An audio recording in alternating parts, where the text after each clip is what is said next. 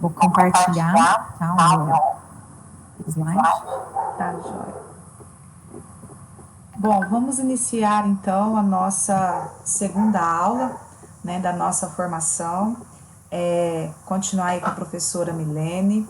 Muito obrigada, professora, pelo trabalho, pela aula passada. Estou com muita expectativa para esse nosso próximo encontro. Os cursistas que não conseguiram acompanhar, então, a nossa aula hoje ao vivo, né, ela ficará gravada na plataforma. Prestem atenção, fiquem atentos em relação à data, né, de atividades, de postagens. Eu quero só alertá-los que serão consideradas somente as atividades postadas na plataforma, né, na data estipulada, certo? Então não adianta enviar atividade para o e-mail lá da tecnologia, que não tem nem nada a ver com o nosso setor, tá? Então essas atividades nem chegam até nós. Então é somente pela plataforma, no limite estipulado lá pela data, porque chega aquela data, dá lá 23h59, já não aceita mais, então é preciso ficar atento quanto ao horário e data de postagem, tá bom? Bom, eu não quero tomar tempo de vocês, eu vou aproveitar ao máximo aqui as horas que nós temos e vou deixar a professora iniciar então com o nosso segundo encontro.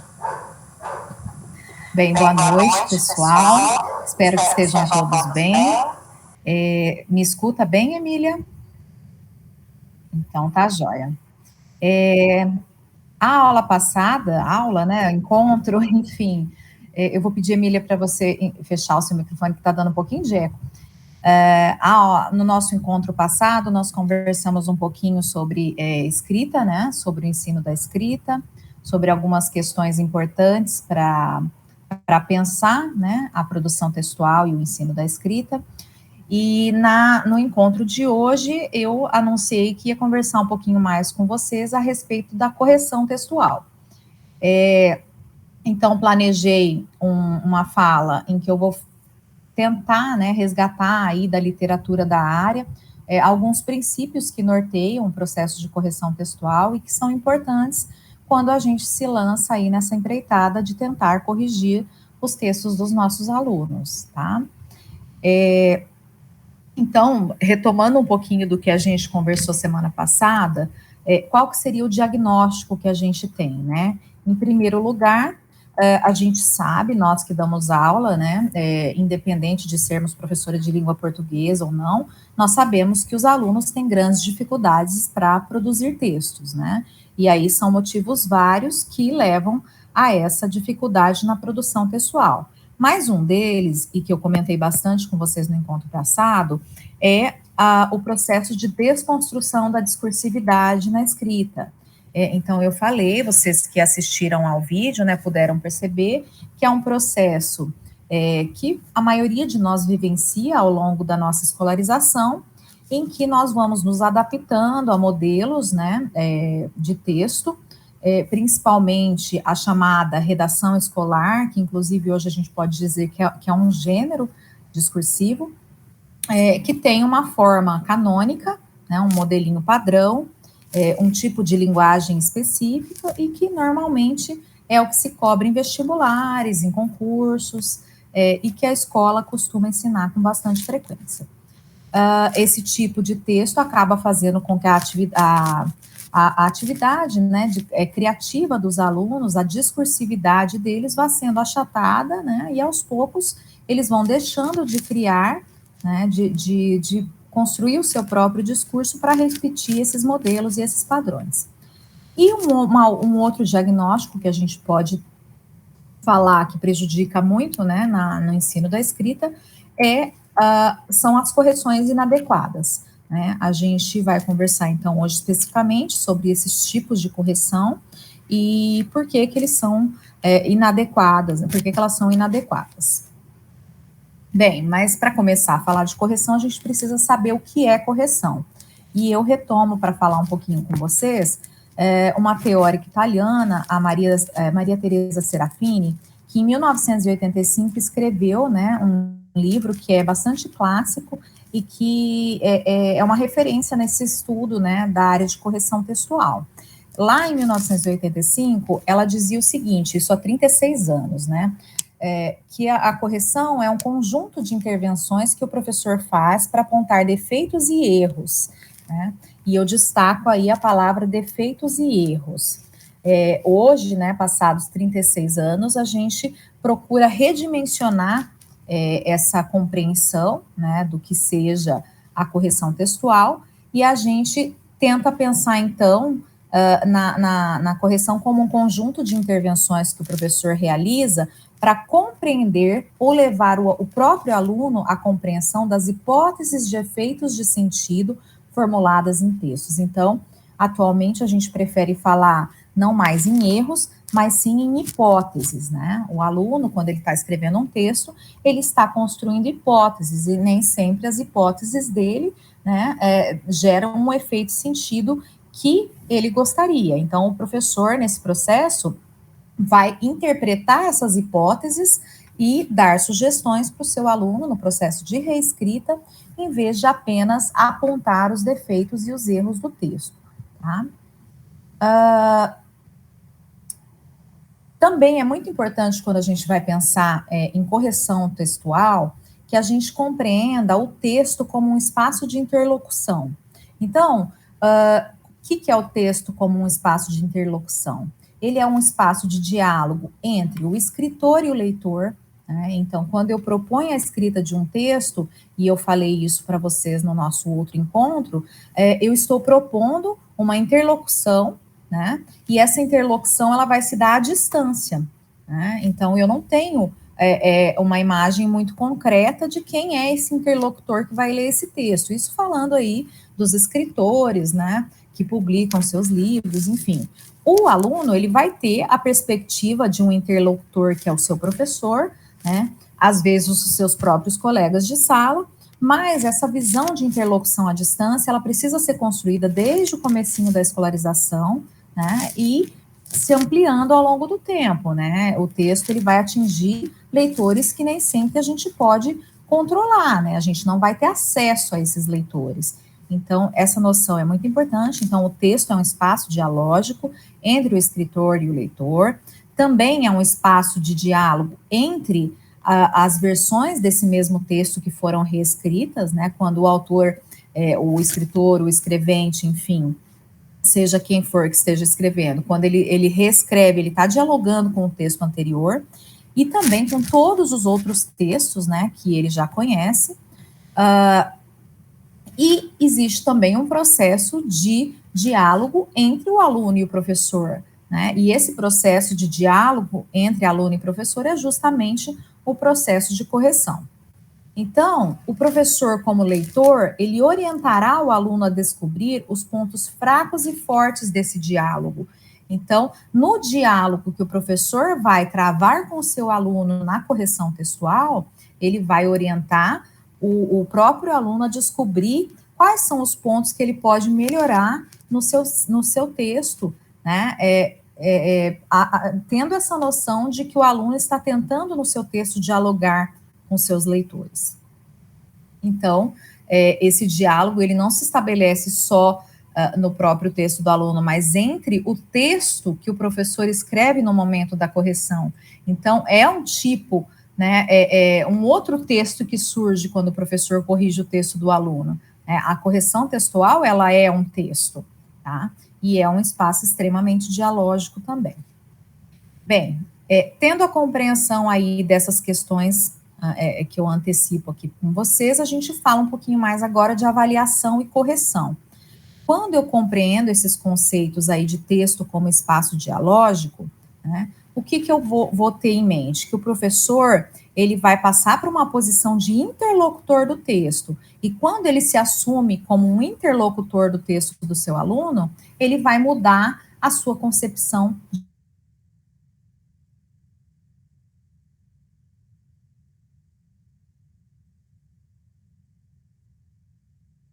o seguinte para a gente: precisará o professor, né? Precisará deslocar-se da posição de avaliador, de juiz do texto do aluno, para tornar-se um interlocutor de verdade em sala de aula. O professor em sala de aula, o professor é um interlocutor privilegiado, mostrando-se interessado no que o aluno tem a dizer, concordando, discordando, questionando, dialogando, enfim, com o texto e seu autor. Então, para que a correção ela comece a funcionar, né, o professor precisa sair desse espaço de julgador do texto, né, de juiz, de olhar o texto apenas como algo para se avaliar e passar a olhar o texto do aluno com interesse em dialogar com o texto do aluno. Mas existe uma problemática que envolve aí a correção textual, né? Muitas vezes a gente não sabe como corrigir, o que corrigir e para que corrigir. Então, isso é uma questão assim que eu acho que perpassa muitas licenciaturas, inclusive quando eu fiz meu curso de letras, minha licenciatura em letras, eu não tive uma formação de como corrigir um texto.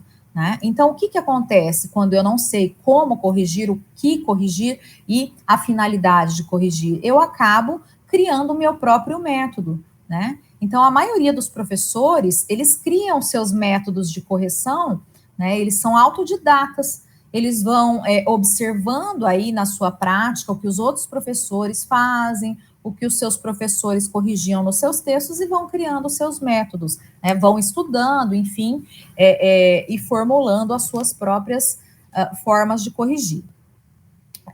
Então, esse é um dos problemas, né? A gente não tem formação dos professores para corrigir textos. Outro problema é a falta de prática de escrita dos próprios professores, né? Eu, por exemplo, depois que eu saí da graduação, rarissimamente eu escrevi outros tipos de textos que não fossem textos voltados para a academia, né? Então, artigo científico é um tipo de texto que eu escrevo bastante, o resumo acadêmico, né, fichamentos, enfim, resenhas, mas e os outros textos, né, e os outros gêneros, as outras tipologias textuais, né, o professor, quando ele vai para a sala de aula, e eu passei por isso também, ele deixa de produzir determinados gêneros, né? E aí, então, acaba não tendo essa prática de escrever. E quando você não tem a prática de escrever, fica difícil corrigir o texto do outro,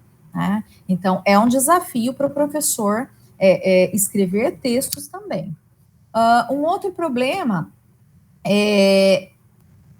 que permeia aí essas problemáticas da correção textual é a dificuldade em corrigir problemas discursivos, né?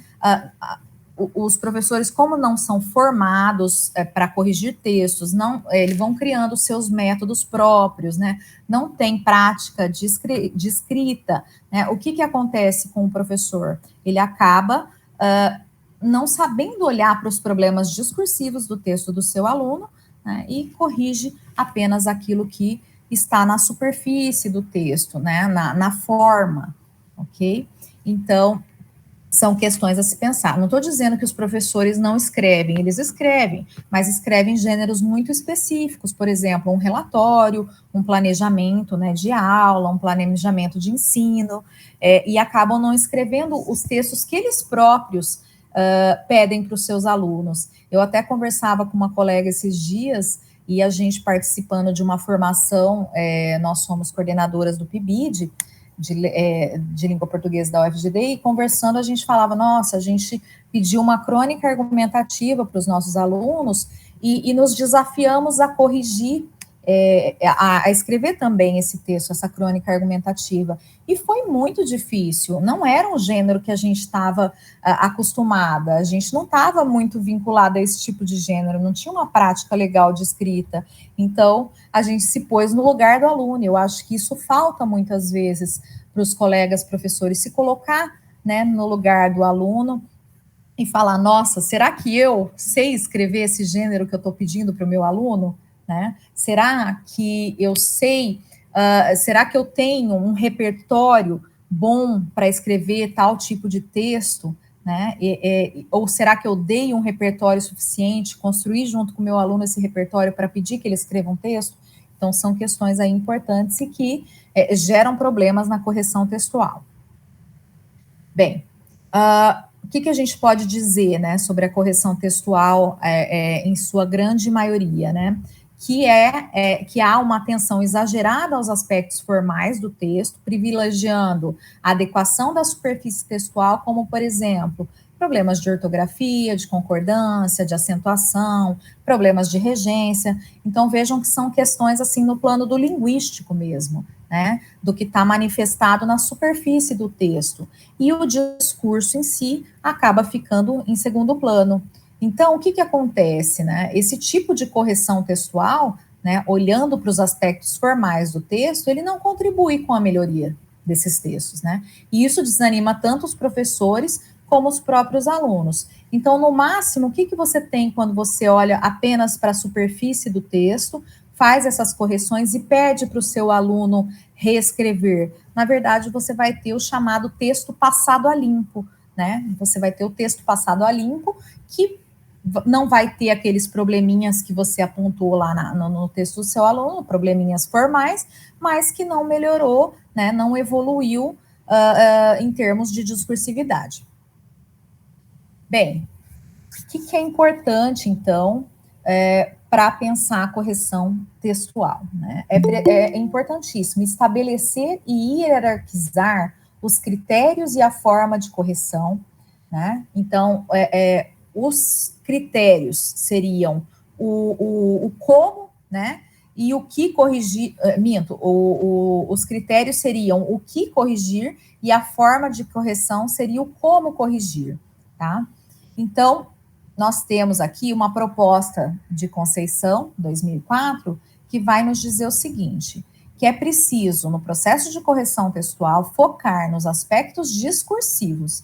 Então, o primeiro olhar do professor, e isso não se restringe ao professor de língua portuguesa, né? Qualquer professor é corretor de texto dos seus alunos, então, o professor de história, de geografia, de ciências, né, de qualquer disciplina, ele né, corretor de texto, ele deve olhar primeiro para os aspectos discursivos, para depois, no segundo plano, olhar para os aspectos formais. Então, deve haver, então, uma cronologia na correção textual que prioriza o discurso para depois olhar para os aspectos da superfície.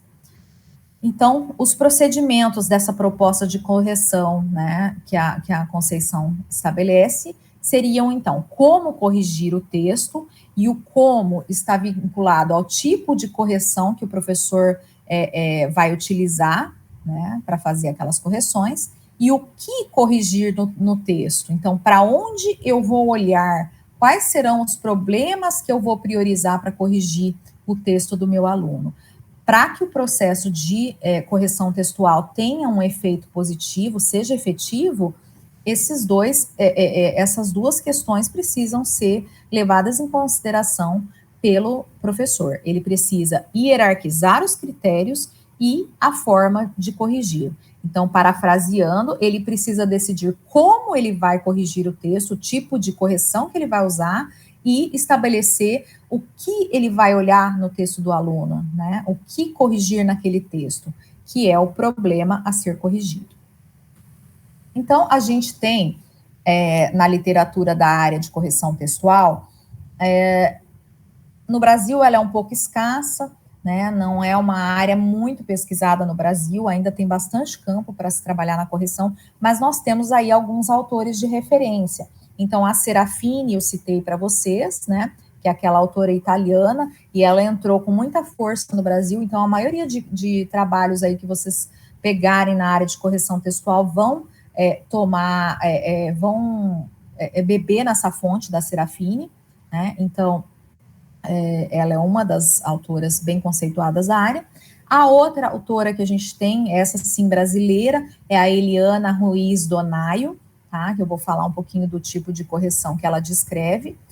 A gente tem a professora Ruth Conceição também, que tem vários artigos publicados na área, mas esse é um espaço que ainda precisa ser desbravado, digamos assim. Então, a Serafini, ela, na sua prática aí como professora, ela descreveu 3 tipos de correção.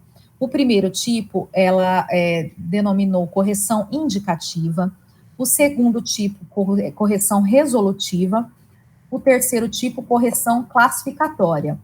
E a Eliana Ruiz, ela estabelece, né, a partir da observação, foi uma tese de doutorado que ela fez, ela observou as correções de um número grande de professores, e ela encontrou um outro tipo de correção que ela vai chamar de correção textual interativa.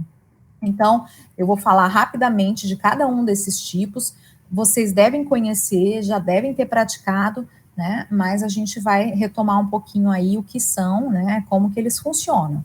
E depois eu vou apresentar para vocês um quinto tipo de correção, que é o tipo proposto pela professora Ruth Conceição. Então, o nome diz muito sobre a coisa, né? Então, a correção indicativa, o que seria? Marcar, tanto na margem do texto como no próprio corpo, as frases e os períodos que apresentam erros ou são pouco claros. O professor frequentemente se limita à indicação do erro e altera muito pouco o texto. Então, isso aqui eu estou pegando lá na Serafine, tá?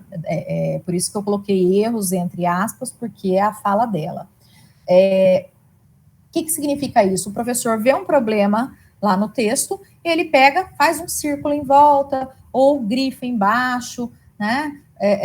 Faz alguma marca para dizer para o aluno, olha, eu estou indicando que aqui tem um erro, mas ele não faz muita coisa além disso, ele só indica, tá? Por isso que ela é indicativa. A correção resolutiva, como o nome já diz, né, ela resolve. Então, consiste no quê? Em corrigir todos os erros, reescrevendo palavras e períodos inteiros. O professor realiza o trabalho do aluno na reformulação do texto. Então, o professor vê lá que o aluno escreveu alguma coisa, né, que foge do esperado, e ele vai e coloca a forma que ele acha que seria a forma correta. A correção classificatória consiste em identificar os erros, adotando uma classificação pré-acordada com os alunos, para que eles realizem a correção sozinhos, né? Então, o professor, ele vai criar com os alunos, né, critérios para realizar a sua correção, né, e os alunos vão, a partir disso, conseguir olhar para o seu texto e procurar esses problemas a partir dessa classificação. E, por fim, a textual interativa, que é aquele quarto tipo que a Ruiz descreve, significa o quê, né? A elaboração de comentários mais longos, escritos na sequência do texto do aluno, na forma de bilhetes, instigando a refletir sobre o seu discurso. Então, é um tipo bem comum, né, de correção também, que a gente visualiza, e ele aparece geralmente no final do texto, fazendo alguns comentários para o aluno, né? Muitas vezes são comentários que parabenizam o aluno, que incentivam o aluno a continuar o processo de reescrita, e que também falam de alguns probleminhas ali encontrados no texto. Então, a Serafine, que é aquela autora italiana, ela vai dizer o seguinte para a gente, que há alguns problemas em usar separadamente esses tipos de correção, porque você só indicar o problema para o aluno, né, muitas vezes o aluno não vai perceber qual é o problema, você circular o problema que você encontrou, não naturalmente faz com que o aluno identifique esse problema. Às vezes, para você está muito claro o que está problemático, mas para ele não. Então, é um problema você apenas indicar. A correção resolutiva, qual é o problema, né? É justamente o que está escrito ali. O professor realiza o trabalho do aluno, e quando o professor faz isso, o aluno, ele não vai realizar o processo, né, de amadurecimento daquele problema para poder aprender, de fato, né, aquilo que ele precisaria aprender. A correção classificatória é muito importante, né? Ela, vocês vão ver daqui a pouquinho que ela vai ter que acontecer no texto do aluno, né? Porque é justamente a correção classificatória que vai mostrar para a gente o que olhar no texto do aluno. Se eu não tenho critérios, fica muito difícil de corrigir o texto, e é justamente a correção classificatória que vai nos dar os critérios. A textual interativa também é um tipo de correção muito importante, né? Porque ela é extremamente dialógica, você dialoga com o seu aluno nesse tipo de correção. Qual é o problema da textual interativa? Geralmente, ela aparece sozinha lá embaixo do texto, e isso gera um problema. Por quê? Porque o aluno, muitas vezes, ele não consegue, a partir daquele grande bilhete deixado lá no final do texto, recuperar onde está exatamente o problema, né? Então, a partir dessas questões apontadas agora, né, é que a professora Ruth Conceição, ela vai desenvolver um outro tipo de correção textual, né, e é um tipo de correção textual que ela batizou como correção misto-discursiva. Por que misto? Porque ela retoma os outros tipos de correção já existentes, e discursiva porque ela estabelece, né, como critérios de correção, né, aspectos que olham para os discursos. E quais são esses aspectos? São aquelas 4 qualidades discursivas que eu comentei com vocês no nosso encontro passado. Então, o que seria essa correção misto-discursiva, segundo a professora Ruth, né?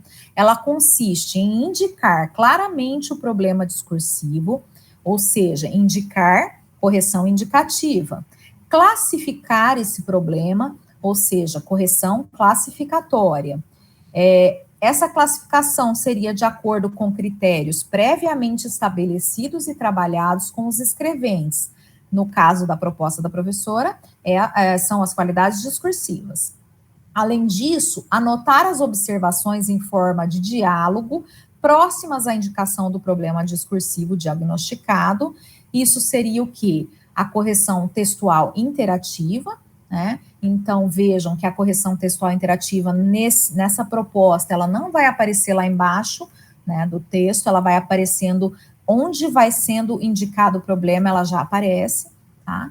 E quando o professor julgar pertinente, ele pode oferecer sugestões aos seus escreventes, né? Ele pode apresentar propostas de correção resolutiva, tá? O que ele não pode é ficar o tempo todo resolvendo os problemas pelos alunos, né?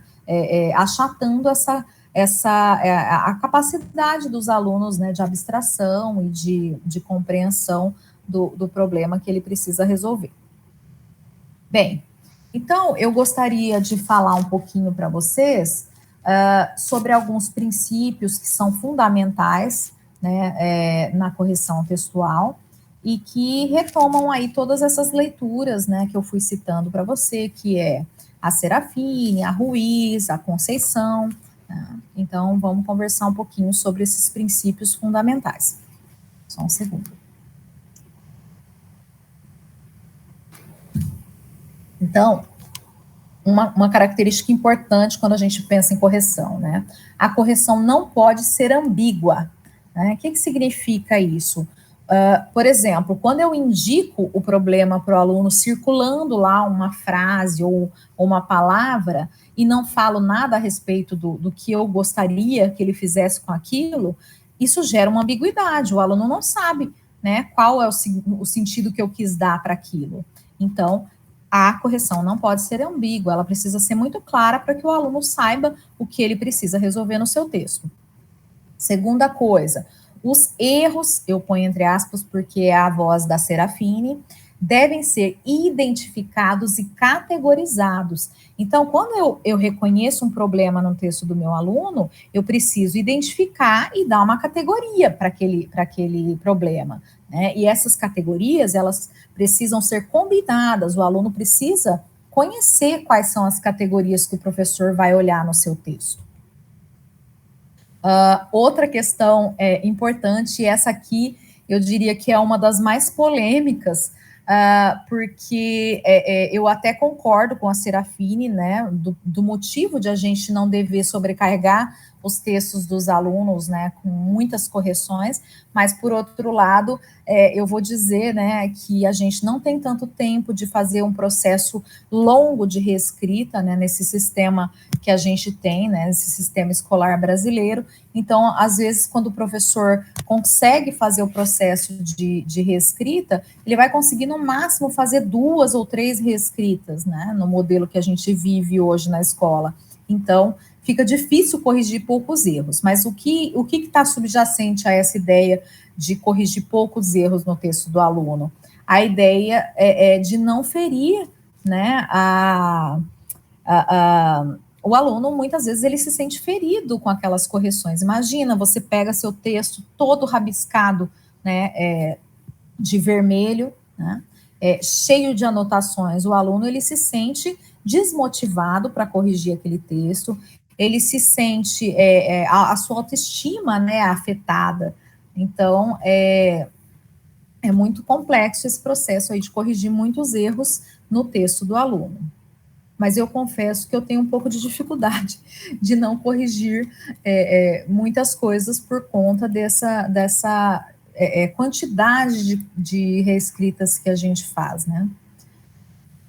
O professor deve estar predisposto a aceitar o texto do aluno, né? Então, a gente não pode ter nenhum tipo de preconceito em relação ao texto do aluno, a gente deve estar aberto a ouvir, né, a ler o que o aluno tem a nos dizer.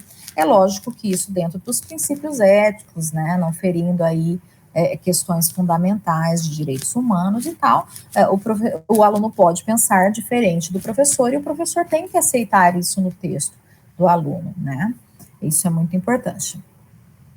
A correção deve ser adequada à capacidade do aluno, então o professor, ele conhece o seu aluno, ele sabe se o aluno vai dar conta ou não daquela quantidade de correções, daquela forma de diálogo que ele está propondo para o seu aluno, né? Então o professor tem que ser cuidadoso quando ele faz a correção nesse sentido de saber, olha, com esse aluno eu posso dizer isso, que eu sei que ele vai conseguir responder às minhas expectativas, mas com esse eu preciso adotar, né, uma outra forma de dizer, né, uma quantidade diferente de problemas no texto a serem apontadas, porque se eu colocar muito, ele não vai dar conta de resolver todas, né, então isso também tem que ser levado em consideração. Outro aspecto super importante, né, e que deve ser valorizado na escola, é a correção entre colegas, né, entre colegas. É muito bacana quando os alunos, eles podem trocar os textos, né, entre eles, e um fazer a correção do outro. Mas é lógico que para fazer isso, né, a gente volta naquela questão da categorização, dos critérios.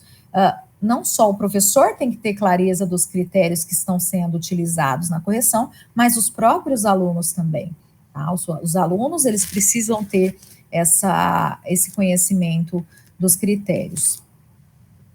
Bem, eu queria compartilhar com vocês algumas formas de correção que a gente pode chamar aí de lista de controle, de grade de correção, né? Que são muito importantes nesse processo de reescrita e que auxiliam o aluno a ter um olhar, né, para o seu próprio texto ou mesmo para o texto do colega, né?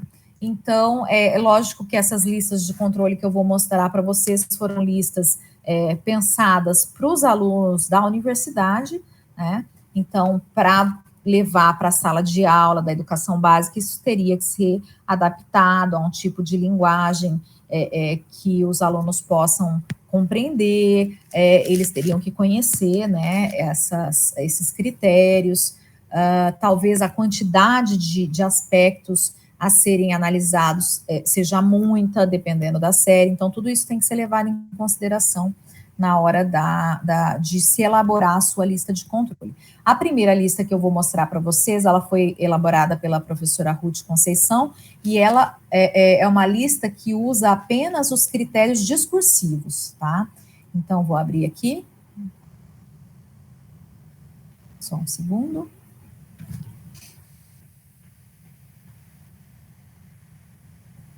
Então, vejam lá, essa lista de controle, ela apresenta ali o tema do texto, né? Ela foi gerada aí para pensar no texto daquela disciplina que eu mencionei para vocês na semana passada, disciplina de escrita e ensino, que trabalha com textos, né, no gênero relato pessoal, com a tipologia predominantemente narrativa, tá? Então, o tema que eles costumam escrever lá na universidade é um de apresentação pessoal e o outro é de uma emoção forte. O nome do escrevente, então um diagnóstico qualitativo. Então você tem aqui, ó, primeira versão, segunda versão, terceira versão, quarta até a 11ª, né, os conceitos que foram atribuídos, né, no processo de correção que a professora faz, tá? E aqui o aluno pode ele próprio ir preenchendo as suas versões, né? Então, a cada versão que ele vai reescrevendo, ele vai olhar para todas essas, vai tentar responder a todos esses questionamentos. Então, por exemplo, vocês sabem, né, que são 4 as qualidades discursivas, então são esses 4 critérios que o aluno olha, e o professor também. Então, tanto alunos quanto professores sabem que o processo de reescrita, o processo de correção, vai ser mediado por essas qualidades discursivas. Então, unidade temática, questionamento, objetividade e concretude. Então, para cada uma dessas qualidades, a professora Ruth elaborou, né, algumas questões. Então, eu vou só ler rapidamente essa da unidade temática, né? Ela vai fazendo perguntas. Há uma questão central que funciona como um fio condutor em todo o texto? Aí o aluno precisa responder sim ou não. Os fatos e as informações estão todos correlacionados com a questão central? Há questões concorrentes no texto com o mesmo destaque da questão central? Há informações secundárias que, eliminadas, não prejudicam a compreensão? Então, ela vai construindo esses questionamentos para que o aluno consiga focar o seu olhar para a qualidade discursiva, unidade temática, e faz isso para todas as outras qualidades discursivas. O outro tipo de correção,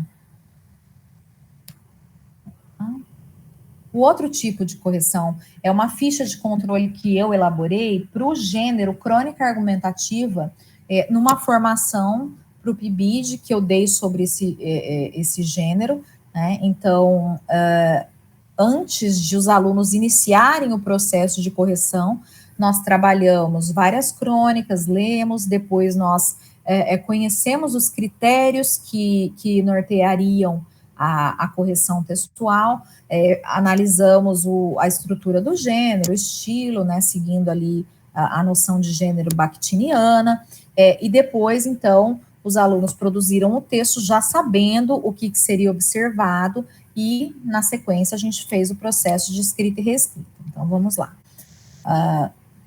Nessa ficha de controle, eu busquei aliar as 4 qualidades discursivas, então o olhar do aluno ia para o discursivo, e também alternando aí características do próprio gênero crônica argumentativa. Então, fui fazendo naquele mesmo formato, naquela formação eles só puderam fazer 2 versões do texto, que era um tempo muito curtinho. Então, os aspectos que eles tinham que diagnosticar. O texto apresenta uma questão que trata de fatos do cotidiano, e vejam que é uma pergunta direcionada para o gênero crônica, que é um gênero que trata de fatos do cotidiano. Então, eu peço para o aluno olhar se ele está contemplando isso. Essa questão é abordada, né, essa questão que trata de fatos cotidianos, é abordada do início ao fim do texto, não concorrendo com outras questões secundárias. Do que eu estou falando aqui, da qualidade unidade temática. O autor apresenta um posicionamento acerca do tema tratado, essa é uma característica típica do gênero crônica argumentativa. O autor apresenta a questão de um modo interessante, inusitado, problemático, prendendo a atenção do leitor e marcando um olhar particular, né, desse autor sobre a temática. Estou falando da qualidade discursiva, questionamento. A extensão do texto é adequada para o gênero, ou seja, a gente sabe que as crônicas elas são textos curtos, então o aluno ele tem que saber que se ele escreveu um texto de extensão adequada para o gênero. Só que para conhecer isso, né, para saber disso, ele tem que ler várias crônicas. Então, pelo menos aí eu li com essa turma umas 3 ou 4 crônicas para eles verem qual seria a extensão adequada. Há informações suficientes para que o leitor consiga compreender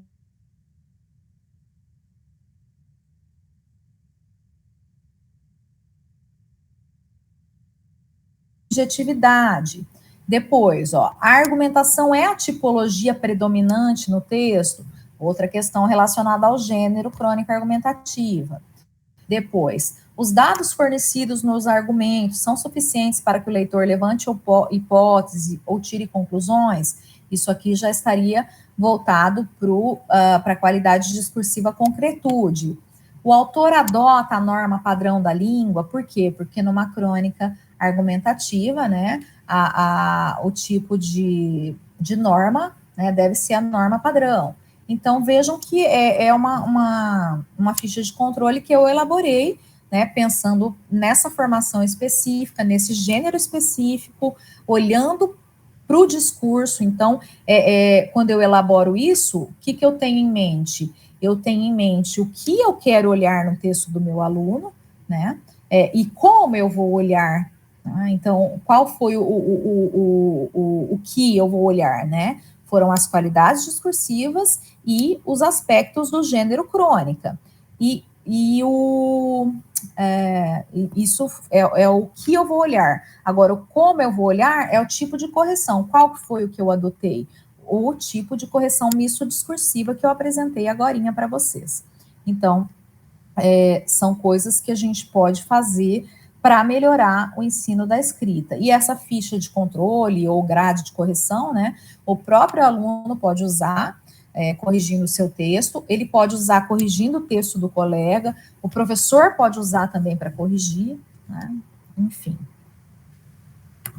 Voltando lá para o nosso slide, vamos falar um pouquinho da correção na prática, e aí eu mandei uma atividade para vocês, em que eu coloquei um texto que foi escrito naquela disciplina de escrita e ensino, um texto de apresentação pessoal, então, de uma aluna da graduação de letras, e esse texto está aqui, né, não vou ler porque vocês receberam lá e leram, mas era um texto em que eu propositalmente criei alguns erros, né, relativos à superfície do texto. Então, eu escrevi, a aluna não tinha feito isso, mas eu fiz de propósito, eu escrevi ansiavam com C, tirei o acento do bebê, né, ali mais para baixo eu gerei um problema de concordância, não lembro direito, mas eu coloquei nesse dia estavam todos reunidos,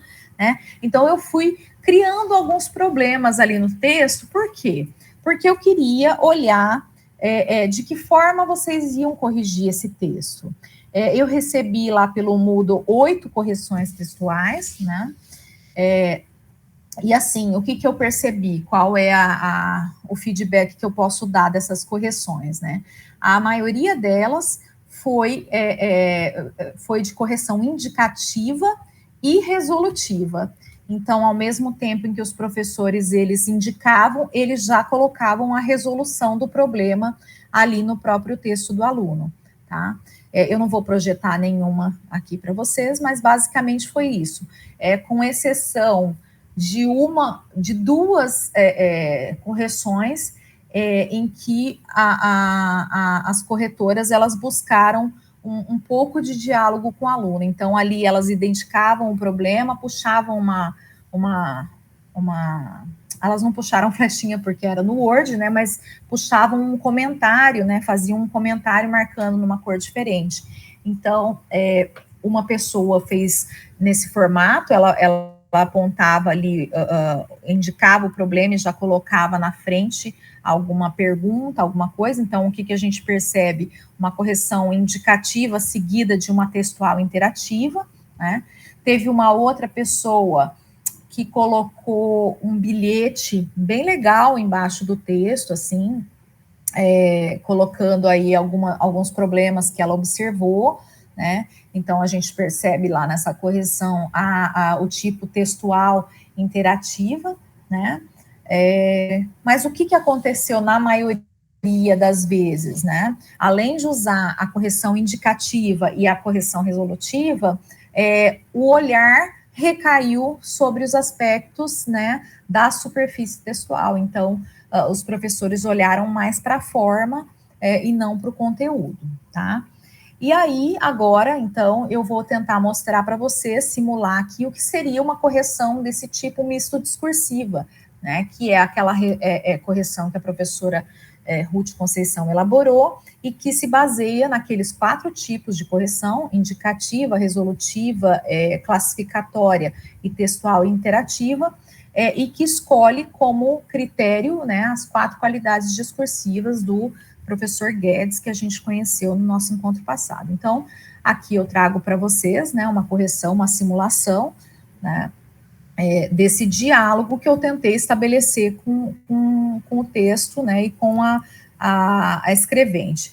Não sou a melhor pessoa para contar essa história, então eu pergunto para ela, será mesmo necessário dizer isso? Por quê? Porque se você está se propondo a contar uma história, você dizer, né, não sou a melhor pessoa para contar essa história, já depõe, né, contra o seu próprio texto. Então, eu faço esse questionamento para ela refletir sobre essa escolha. Depois, ali no ansiavam, o que eu pedi para ela, né? Eu apontei um problema, eu disse, falta concretude. Então, o que é a qualidade de concretude? É a qualidade em que nós precisamos buscar a especificidade dos sentidos, né, que a gente gostaria de atribuir às palavras. Então, quando a gente diz, meus pais ansiavam por um bebê, o leitor ele não consegue ter a dimensão do quanto eles ansiavam, de qual era, né, o tamanho dessa ansiedade. Então, eu peço para ela ali, eu digo que há falta de concretude, naturalmente, ela já sabia que ela precisava tentar contemplar essa qualidade discursiva. Depois, ali embaixo, ela fala que a mãe montava o enxoval, né, do bebê, e aí eu pedi para ela mostrar mais detalhes, né, para que o leitor pudesse construir a imagem de um bebê menino, né, tudo isso para gerar ali uma questão que seria importante para o texto, né, porque nesse texto, como vocês leram, né, durante a atividade proposta, ele vai terminar com um bebê menina, né, e não como um bebê menino, como era o esperado. Então, ela faz toda essa construção na reescrita dela, atendendo a essas orientações, ela busca construir esse universo, né, do bebê esperado. Então, ela vai mostrando o que o pai e a mãe falavam, o que o pai e a mãe compravam para o bebê, né? Então, tudo isso vai dando mais concretude para o texto dela. E, de certa forma, vai melhorando o questionamento do texto e deixando o texto mais interessante, porque quando o leitor chega ao final é que ele vai descobrir que o bebê nasceu menina, né? E isso aconteceu ali logo no terceiro parágrafo, vejam lá, ela diz assim, ó, neste dia estavam todos reunidos à espera do homem que passaria o nome da família, mas no fim chegou com um sexo diferente do esperado, é uma menina, né? Então aqui no meio do texto dela, ela já matou, né, literalmente o texto, por quê? Porque o leitor já descobriu o que aconteceu e o texto, ele perde a graça. Então, ela está com problema aí no questionamento. Então, ó, vejam lá, já contou a novidade, o questionamento fica prejudicado. Então, ao mesmo tempo em que eu estou dialogando com ela, né, perguntando, direcionando o olhar dela, eu também estou classificando o problema. Eu estou dizendo, ó, isso é problema de concretude, isso é problema de questionamento. Né? Nesse mesmo trecho eu aponto, né, que ela pode melhorar a concretude, inserir fala dos pais conversando com o menino, mostrar o que eles planejavam fazer com esse menino. Depois ali, ó, o nome foi a única coisa que mudou. A gente teve a informação lá em cima que o nome é Bruno, né? Mas depois ela não fala qual é o nome que a criança recebe, a menina recebe. Então, isso gera, né, uma dúvida no leitor. O leitor fica curioso buscando essa informação. Então, apontei ali para ela, o leitor fica curioso, ele não sabe qual o seu nome. Então, há um problema de objetividade, ou seja, faltou essa qualidade discursiva relacionada à quantidade de informações fornecidas para o leitor. E ali por baixo, né, no último comentário, ela fala que o médico, né, nós constatamos que ele tem um problema de visão. Então, eu gostei, né, do jeito que ela encerrou o texto, deu um toque divertido para o texto, já elogiei, né, e ali embaixo faço um comentário mais geral, ó. você até tem uma história bem interessante para contar, mas falta trabalhar mais as qualidades discursivas. Então, eu elogio, né, o texto, porque ela escolheu uma questão central, ela já tem um meio caminho aí no texto, só falta lapidar as qualidades discursivas. Então, isso aí seria um tipo de correção misto-discursiva no texto do aluno. Então, vejam que o olhar, ele é focado completamente no discurso, né? Então, nesse primeiro momento, a gente não olha para os problemas relacionados à superfície. Esse é um texto que também não tem muitos problemas na superfície textual, seriam poucas coisas para melhorar, né? Na verdade, a gente poderia dizer que seria mais melhorar do ponto de vista dos efeitos de sentido, do estilo adotado. Mas, assim, dizer, é um texto que tem um monte de problemas na superfície, a gente não poderia dizer. Significa, então, que eu defendo que não se olhe para os problemas da superfície do texto de forma alguma, né? É simplesmente a cronologia da correção que a gente defende. Isso, quando eu digo a gente, eu digo a Conceição, eu digo outros autores, como, por exemplo, Costa Val, que é uma grande autora da área de produção textual, né? Nós defendemos, então, que essa cronologia deve olhar primeiro para o discurso, para depois olhar para a forma. Então, o que acontece quando você treina o seu olhar para olhar para o discurso primeiro? Você passa a não se importar com esses problemas da superfície, você vai melhorar o que o seu aluno tem a dizer. E quando as qualidades discursivas elas vão se reconstruindo, quando você percebe que o aluno já tem as 4 qualidades discursivas bem esboçadas no texto dele, é que o seu olhar começa naturalmente a olhar para a forma, para o como dizer. Porque aí, depois que você tem um texto interessante, é que você olha o que melhorar no como dizer. Então, basicamente, é isso que a gente defende. Bem, e eu gostaria, sim, já encaminhando para o final, de deixar uma reflexão para vocês de um autor, de 2 autores que eu gosto, que é o Ferrarese e o Carvalho, e que eles dizem o seguinte: a correção da redação se caracteriza como um ato impessoal que poderia ser levado a efeito por algum bom programa digital de correção ortográfica e gramatical. Isso é péssimo, na medida em que descaracteriza a relação aluno-professor como uma relação sociocultural humanizada e a caracteriza como uma relação meramente formal de natureza institucional. Então, essa citação é retirada de um contexto em que eles estão analisando, né, o contexto brasileiro, o ensino brasileiro de produção textual, e dizendo como que eles verificam, né, o processo de correção. E eles vão dizer que esse processo é muito impessoal, né? Por quê? Porque o professor, geralmente, ele vai olhar só para a forma, né? Ele vai olhar para esses aspectos que um corretor como o Word, por exemplo, corrigiria, né?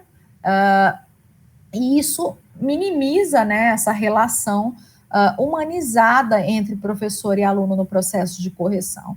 Então, quando o professor ele passa a se interessar pelo texto, passa a corrigir o texto olhando para critérios discursivos, essa correção ela vai melhorando, né? E o texto vai surtindo efeitos, tá?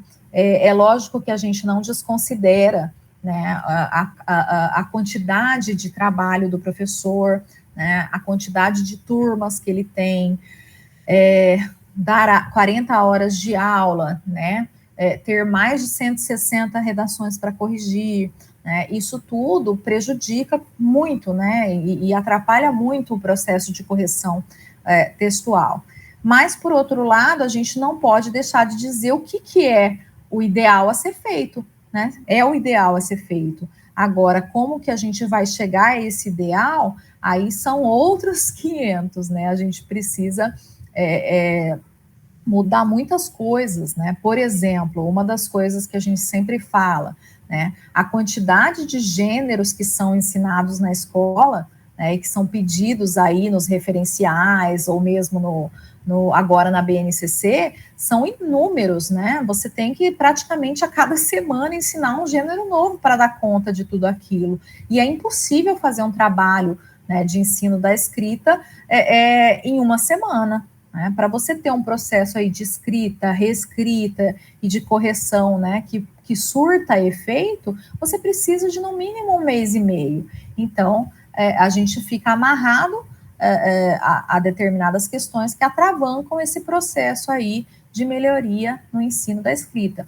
Lógico também que seria, né, num universo ideal, que o professor tivesse menos turmas, né, que ele tivesse uma carga horária bem menor, né, para conseguir fazer esse trabalho de correção aí efetivo nos textos dos alunos. Mesmo assim, mesmo diante de todas essas dificuldades, a gente vê muitos professores nas escolas, né, de educação básica fazendo trabalhos belíssimos com produção textual, né, a gente tem relatos aí de muitas experiências produtivas e efetivas de trabalho com texto, em que os professores têm conseguido, mesmo que assim, fazendo 2 ou 3 reescritas, fazer um trabalho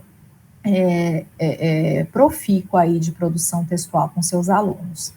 Bem, deixo aqui as referências bibliográficas que eu citei, né, durante essa minha fala. Eu posso também fornecer esses slides para vocês, que quiserem se aprofundar um pouquinho nos assuntos aí relacionados à correção textual. E finalizo, então, essa fala de hoje, agradecendo a Emília, né, pelo convite, tá, Emília? E espero, assim, que mesmo que minimamente eu possa ter contribuído um pouquinho com vocês. Eu estou tentando parar a minha apresentação, não estou conseguindo. Aqui, tá, parei. É isso, então, Emília. Acaba ficando meio curto, né, o tempo, porque a gente não interage. Se fosse uma oficina com as pessoas aqui, eu acho que a gente levaria umas 3 horas, porque aí surgem dúvidas, né, surgem questionamentos, mas eu acho que era basicamente isso. Não, mas realmente, até porque o tempo em tela também, ele é diferente, ele acaba sendo mais cansativo, né? Mas eu espero que ano que vem a gente faça essas formações presenciais, com o público interagindo, eu acho que o resultado vai ser bem melhor. Mas, assim, eu acredito que foi muito, assim, foram dicas valiosíssimas, né? Os autores são muito bons, a professora Ruth, eu acho que a maioria deve conhecê-la, né? Deve ter sido alunos dela. E também essa aula fica disponível, então, na plataforma EAD, as referências também que você disponibilizou, tá? E assim, eu tenho que agradecer você, tá, Milene, e todas as demais professoras que estão participando dessa formação, pela participação de vocês, tá? E por ter aceitado o convite. Agradeço em nome de todos os professores da rede, que eu acho que eles vão, assim, ser muito beneficiados com essa formação. Pena que nem todos puderam participar, somente 40, e eu espero que esses 40 que estejam participando gostem bastante e aproveitem bastante o curso, tá bom? Tá, joia. Eu agradeço muito e estamos aí sempre dispostos a contribuir com os nossos colegas da educação básica e também aprender muito com eles. Né? Eu gosto muito de estar presente nesse espaço. Obrigada, Emília. Um abraço a todos. Beijo. A gente se vê. Tchau, tchau. Tchau, tchau.